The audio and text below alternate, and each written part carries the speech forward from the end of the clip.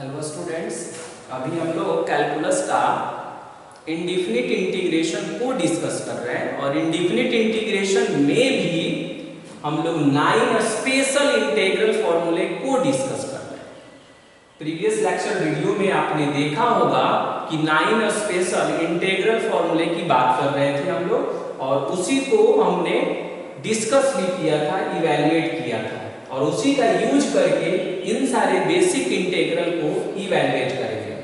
तो एक बार हम लोग रिकैपिचुलेट करते हैं कि प्रीवियस में जो हमने इंटीग्रल फॉर्मूले को पढ़ा 9 था, तो उस 9 में कितने को हमने डिस्कस किया और उसी से रिलेटेड ये इंटीग्रल है। तो पहले उसे एक बार रिकैपिचुलेट करते हैं। उसमें मैंने फर्स्ट इंटीग्रल फॉर्मूले में ये आपको बताया कि dx upon x square plus a square is equal to 1 upon a tan inverse x by a और प्लस में c। सेकंड में हमने डिस्कस किया ऐसे इंटीग्रल को dx upon x square minus a square 1 upon 2a log x minus a और upon में x plus a और प्लस में c। और थर्ड में हमने डिस्कस किया dx अपॉन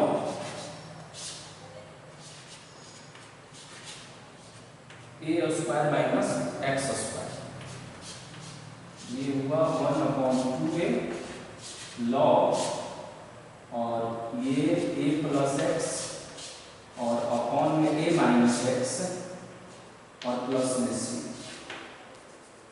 इसी इंटीग्रल फॉर्मूले को हम लोग डिस्कस कर रहे थे प्रीवियस में। अब ये जो इंटीग्रल फॉर्मूला है ना 1 2 3 तीन ही अभी हम लोग ने किया था, लेकिन एज अ फैमिली टोटल है 9। अभी हम लोगों ने 3 को कैटेगराइज किया था और इसी तीनों का यूज करके इन सारे इंटीग्रल को इवैल्यूएट करना है मुझे। तो अब इसमें इस बात का हमेशा ध्यान रखेंगे कि इस रिजल्ट में जहां जहां x देख रहे हैं ना, जैसे यहाँ x देख रहे होंगे आप, x है और फिर तो स्क्वायर है, तो ये जो जिसको हमने इनक्लोज किया इसके बारे में कहता है कि ये लीनियर होना चाहिए। क्या होना चाहिए? लीनियर। इसका मतलब ये हुआ कि जहां आप x देख रहे हैं ना, उस x के जगह पर ax प्लस b वाली सिचुएशन आ सकती है, क्योंकि लीनियर कहते हैं तो मेरे दिमाग में उसका complete family ax plus b का आता है। तो ये क्या है? ये 6 इंटीग्रल है, इसे मुझे इवैल्यूएट करना है और ये उसके रिगार्डिंग फॉर्मूले, इंटीग्रल फॉर्मूले। और इस फॉर्मूले को हम लोग ऑलरेडी इवैल्यूएट कर चुके हैं प्रीवियस लेक्चर वीडियो में। अब इसका यूज करके इन सारे इंटीग्रल को कैलकुलेट करेंगे। तो अभी इंटीग्रल फर्स्ट को हम देखते हैं कितना है। इसको हमने कैपिटल I एज्यूम किया, dx है और upon 16x square, then you can write 4x का होल स्क्वायर माइनस 5 का स्क्वायर। अब इसे आप देखेंगे तो मालूम चलेगा कि ये सेकंड वाले को कॉरेस्पॉन्ड कर रहा है। जहां x square minus a square है तो इस x के जगह पर क्या लिखा हुआ है? 4x लिखा हुआ है। x के जगह पर क्या लिखा हुआ है? 4x लिखा हुआ है। तो हो सकता है ऐसा, हमने बोला था कि इस x के जगह पर लीनियर होना चाहिए, तो 4x भी लीनियर है। बस यही है कि 4 वहां एंट्री किया है जो x का कोफिशिएंट है। फिर भी हम इस फॉर्मूले को यूज करेंगे 1 अपॉन 2a, तो a का काम किया 5 और यहां हो जाएगा log x माइनस a, तो ये होगा 4x माइनस 5 और अपॉन में 4x प्लस 5 और फिर अपॉन x का कोफिशिएंट कितना है? यहाँ 4 है, तो यहाँ पर हमने लिख दिया 4 से इसे हमने डिवाइड कर दिया प्लस में से हो गया। हम उसे सिंप्लीफाई कर लेंगे, ये 2 5 10 और 4 भी मल्टीप्लाई कर लेगा 40, वही इसका आंसर हो जाएगा। ये उसके बेसिक क्वेश्चंस है, इसलिए वेरी सिंपल रहेंगे। बिना इसे समझे हम लोग इसका जो है स्पेशल और भी जो वैरायटी है उसको हम लोग नहीं कर पाएंगे विदाउट इसको सीखे हुए। अब हम सेकेंड इंटीग्रल को करते हैं और हमेशा ध्यान रखेंगे कि जो x का कोफिशिएंट होगा उससे हम डिवाइड करेंगे और ये पार्ट हमेशा लीनियर होना चाहिए।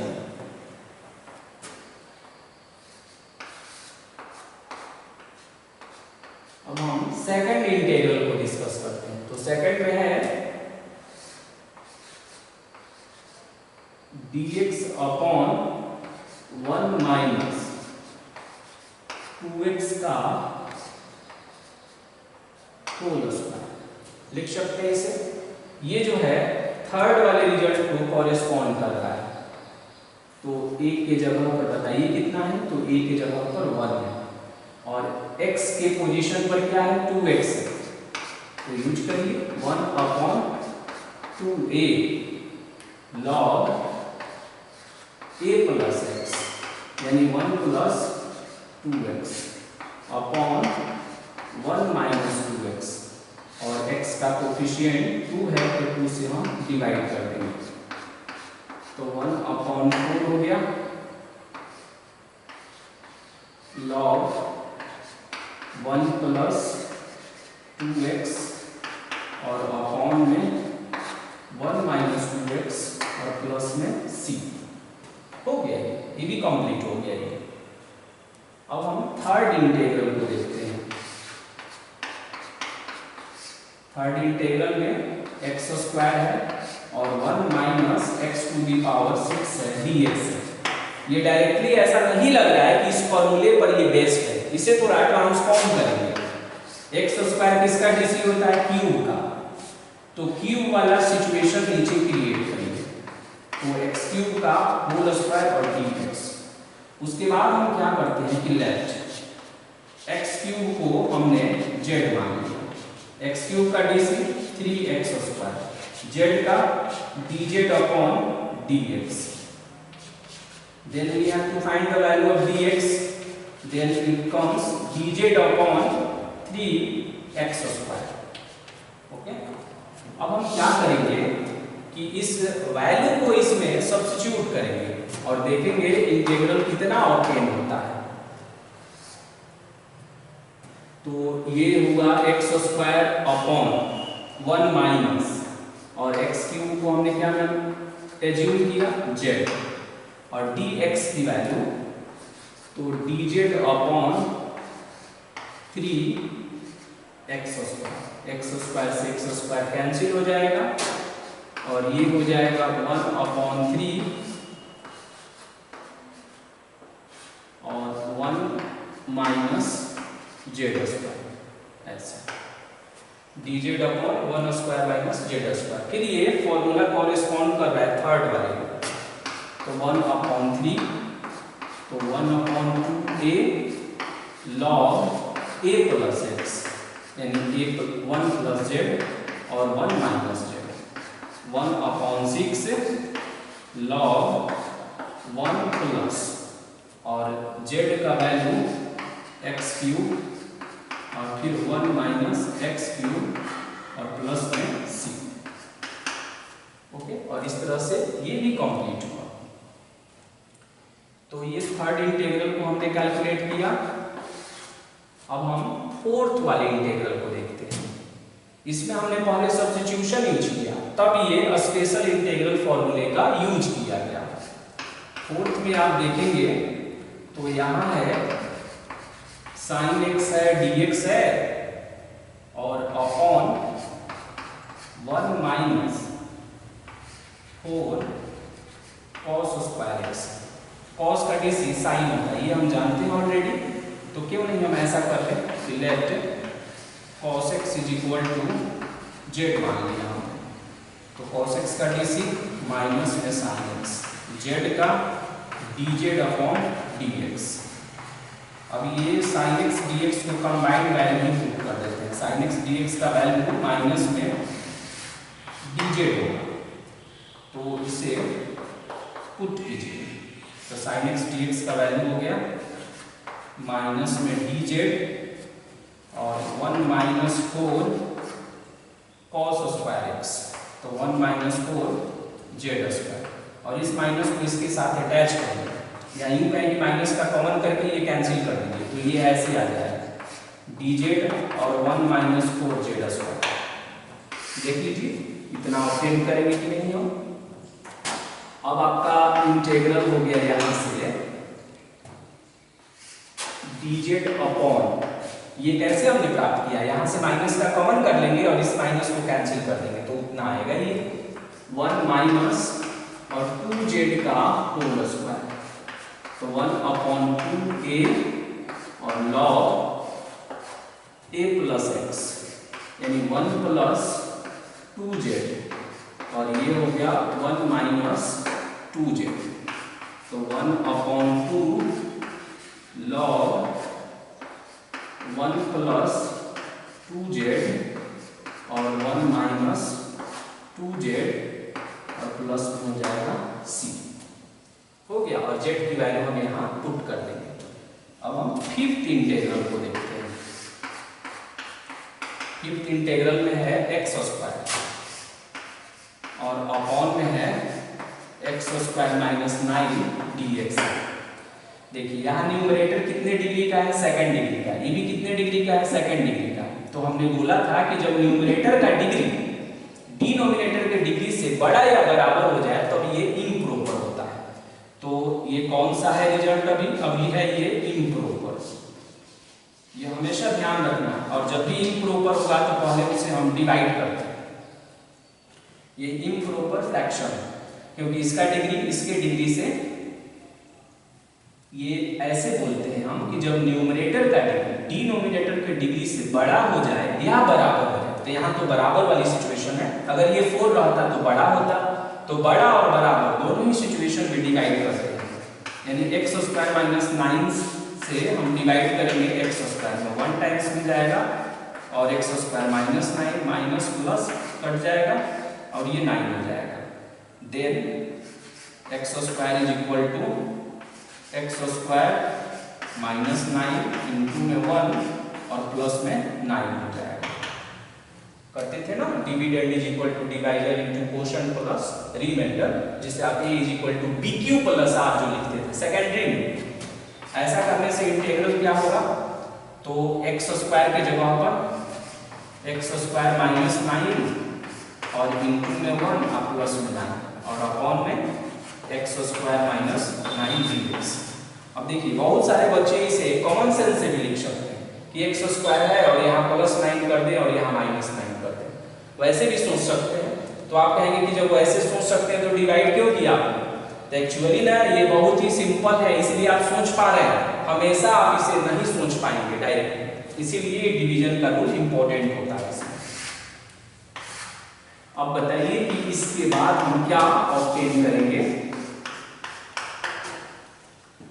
तो एक्स स्क्वायर माइनस 9 से जब इसे डिवाइड करेंगे तो पूरा कैंसिल होगा, 1 होगा, और 1 को dx से करेंगे तो कितना हो जाएगा dx प्लस 9 कांस्टेंट है बाहर, और ये हो जाएगा dx अपॉन एक्स स्क्वायर और माइनस में 3 का स्क्वायर, तो dx का x हो जाएगा प्लस में 9 और x square minus a square, तो 1/2a log x minus a और अपॉन में x प्लस है, ये कट भी जाएगा 3 टाइम्स में, तो कितना ऑब्टेन होगा x प्लस 3/2 और log x माइनस 3 और x प्लस 3 और प्लस में c या k जो भी अटैच कर दीजिएगा। तो इस तरह हमने फिफ्थ को भी किया। अब हम सिक्स्थ वाले को करेंगे, और सिक्स्थ वाला जो है ये वेरी वेरी इंपॉर्टेंट है। आपका इंटीग्रल कितना है, dx upon 1 plus 5 sign square x है, 1 प्लस 5 साइन स्क्वायर एक्स। तो अब देखिए साइन एक्स को अगर हम z माने तो ऊपर में cos x होना चाहिए, जो नहीं है, यानी हम साइन x को z हम डायरेक्ट नहीं कर सकते। यहाँ पर हम क्या करेंगे कि डिवाइड करेंगे, डिवाइड करके इसे सेक और टैन में बनाने वाले हैं, तो dividing by cos square x. Cos square x से न्यूमरेटर और डिनोमिनेटर में डिवाइड करेंगे। अब बताइए कितना आएगा, तो dx है तो 1 अपॉन कॉस स्क्वायर एक्स, तो ये बनेगा sec square x. 1 upon cos square x sec square x. 5 हो गया sine square x upon cos square x, तो ये हो जाएगा tan स्क्वायर एक्स dx। अब ये सेक स्क्वायर एक्स से dx, सेक स्क्वायर एक्स का integral formula 1 plus tan square x, और ये हमने ऑब्टेन किया 5 tan स्क्वायर एक्स। तो कितना होगा ये होगा सेक स्क्वायर एक्स dx और 1 प्लस 6 से tan square x dx। dx को ऑलरेडी हमने लिख दिया।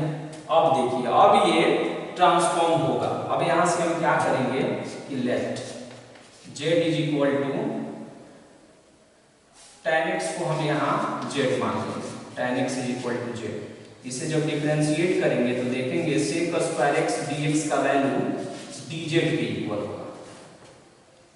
ओके, अब ऐसा करने से इंटीग्रल देखिए आपका कैसे बनेगा। अब आपका इंटीग्रल हो जाएगा सेक स्क्वायर एक्स dx के जगह पर क्या पुट करेंगे dz और 1 प्लस 6z स्क्वायर है, तो इसे कर लेंगे √6 और यहाँ z का होल स्क्वायर हो गया। अब इसका फॉर्मूला 1 अपॉन a, और ये फर्स्ट वाले फॉर्मूले पर बेस्ड है, tan inverse x by a, और x का कोफिशिएंट देखिए, x नहीं है यहाँ z है, तो z का कोफिशिएंट कितना है √6 है, तो √6 से हम डिवाइड कर देंगे और इस तरह ये भी कंप्लीट हो गया। तो इससे इस सेशन का क्या आउटकम था मेरा कि हमने कुछ इंटीग्रल को लिखा, उस इंटीग्रल को कैसे इवैल्यूएट करना है उसके रिगार्डिंग हमने 3 इंटीग्रल फॉर्मूले को लिखा। और आप देख रहे होंगे इसमें जितने सारे इंटीग्रल को हमने इवैल्यूएट किया उसमें या तो फर्स्ट यूज हुआ या सेकंड यूज हुआ या थर्ड यूज हुआ, तीनों में से कोई एक कंफर्म रूप से यूज हुआ।